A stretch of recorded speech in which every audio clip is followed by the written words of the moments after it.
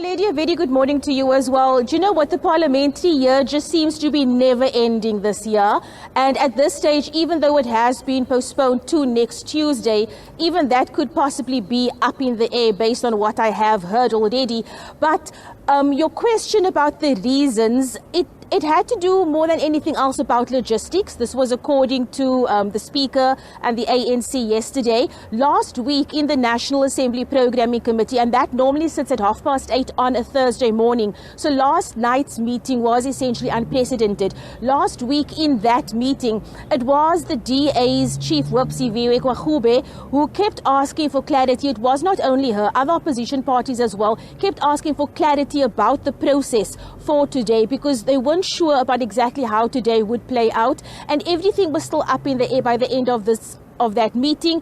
And we thought the Speaker had basically made up her mind about what was going to happen going forward. And so yesterday, when we got this notification about this meeting last night, obviously we were all on the back foot. We weren't sure what was happening. And in her opening remarks, the Speaker said that she received a letter from the Chief Whip of the majority party, the ANC, and she was therefore willing to take submissions and suggestions from political parties to possibly take into consideration and to change her mind. To help us unpack what happened on that, I have the DA leader, John Steenhuisen, with me this morning. Mr. Steenhuisen, thank you so much for speaking to us. From your point of view, you obviously have more inside info. From your point of view, how did we get to this point this morning? Well, I think there's two things. I think chief amongst is the fact that clearly the ANC is not as settled internally as they're attempting to portray. And clearly there's significant kickback within their own structures, particularly from perhaps the RET faction, who are not comfortable with the decision made by the NEC that their members of parliament will simply come in and vote. Because ANC, if they wanted to, could have disposed of the matter today. They could have bullied their way into parliament.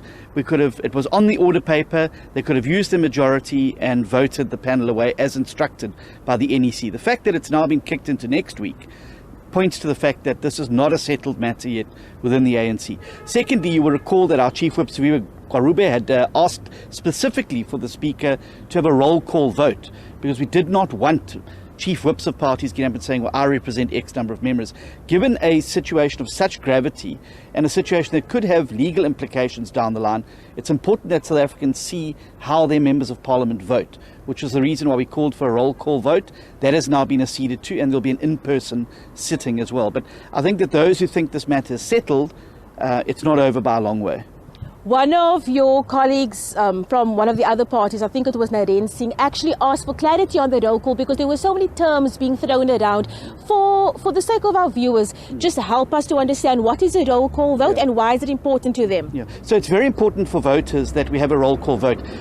With the onset of COVID and the hybrid sitting, and of course the fact that Parliament burnt down and Parliament still has not provided a permanent venue, voting has been done by proxy, where a chief whip of a party would get up and say, well, I'm the chief whip of party X, we have Y number of votes, I'm casting those votes for or against the motion.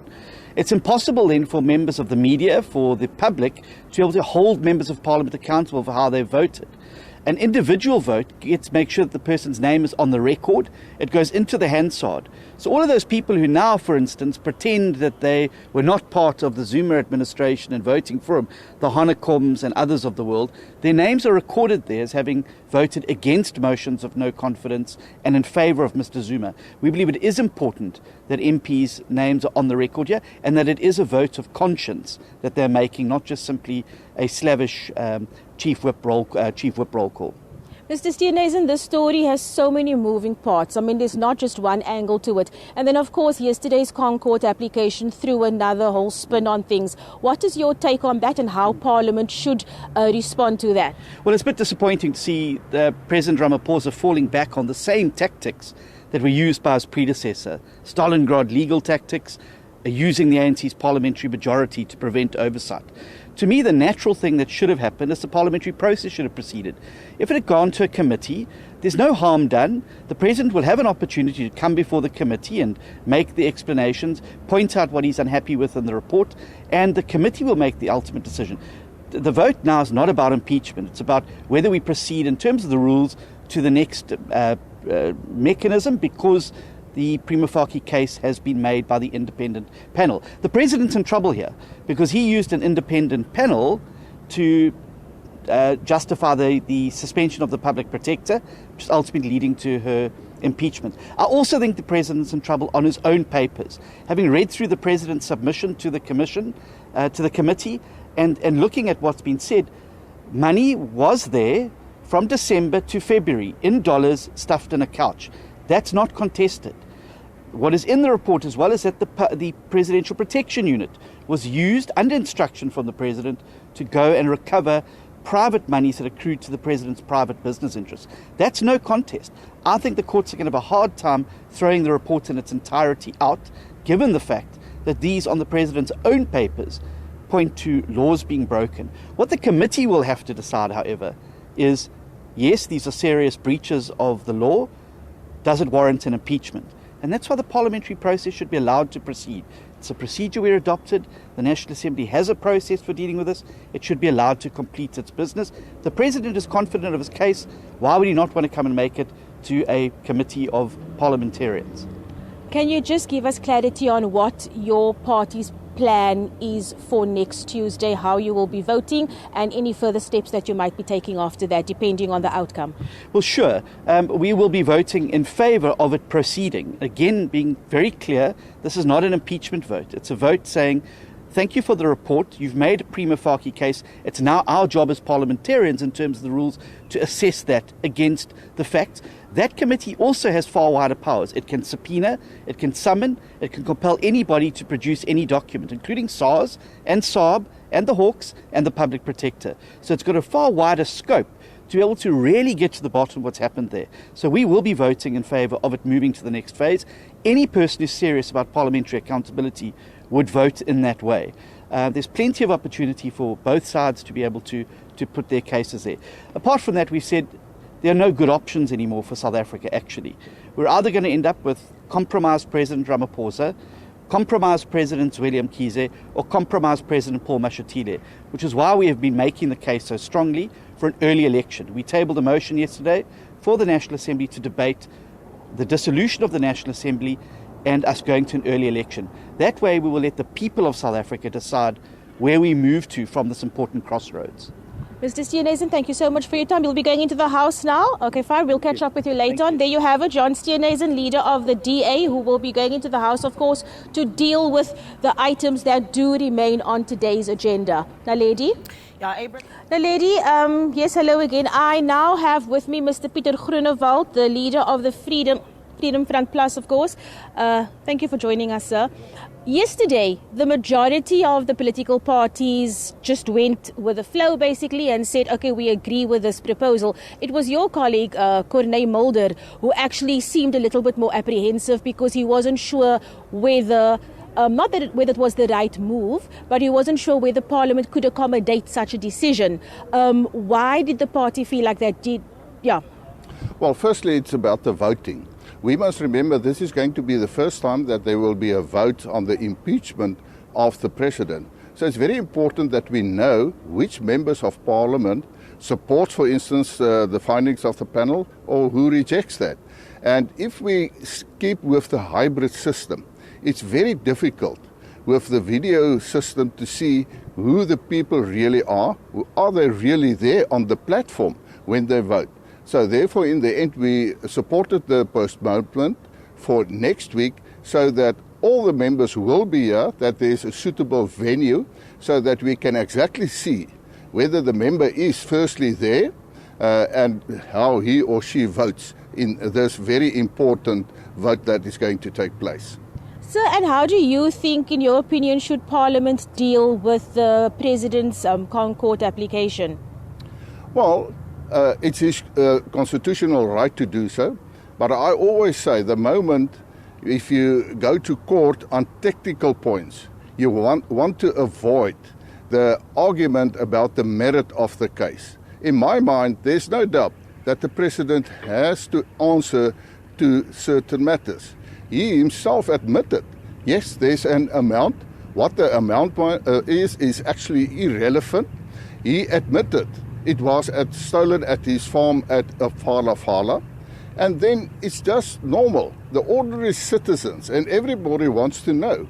Well, firstly, how did this foreign currency came into the country at that amount, that which he mentioned, $580,000? Were certain regulations complied with? Was tax paid on that amount? Why was it stuck in furniture? It's common sense questions the people of South Africa is asking. So to go through a technical whole court case to say, well, let's see if I have to answer or not, I think that is the wrong decision from the president. He owes the people of South Africa because there's an accountability from the president towards the people of South Africa and Parliament. And we shouldn't go through all these technicalities. We should give the president a fair chance to appear in front of a committee and answer these common sense questions. Meneer Groenewald, baie dankie vir jou tyd. I also will now be speaking to Mr. Willie Madisha of the Congress of the People. Sir, thank you for speaking to us. Do you think that the right decision was taken at this extraordinary meeting last night? Yes, it's correct. I mean, all the parties have agreed that we must have a proper meeting. All the members of Parliament must be here so that they indeed can be able to vote. Not to vote from far, because in very many instances, people, it may be said, of course, that they have voted right, they have voted left, whereas that is not the case. Therefore, let the meeting take place next week. And also, I'm going to ask you the same question about the President's Concord application. What is COPE's stance on that, and how do you think the Speaker should proceed? Look, I have spent basically every hour over the past 5 days looking into almost every line in the report, of that particular report, and there are very many loopholes. As I shall indicate when we go into the debate, there are very many mistakes there, many problems, where I must say, amongst others, the panel indicates that they do not have all the information. They indicate again that the information that they got was written by people who are not the complainants or members in this instance. They indicate, amongst others again, that they never had any oral information and a whole lot of other things. Now, on the basis of that, I must say that there are very serious problems, and we want people that have expertise, the people that will be agreed to by the Parliament once again, or the institution that shall be agreed to, so that that can be dealt with. Now, the issue about the motion of no confidence, about the all these kind of things, we are saying that those are things that must be put aside, so that until such time Parliament will have gone through their proper processes, and or both legal and ethical areas that we have agreed upon here at Parliament shall have been looked into, we then can be able to take other steps. But now this is a parliamentary process that must be the case. Mr. Madisha, thank you so much for your time, sir. Now, lady, there you have it. It looks like all the parties have now entered the Good Hope Chamber, which is right behind me. That, of course, is where the House will be convening today to discuss everything else that was on the original agenda besides the Section 89 matter. So that's all that we have for you right now, lady.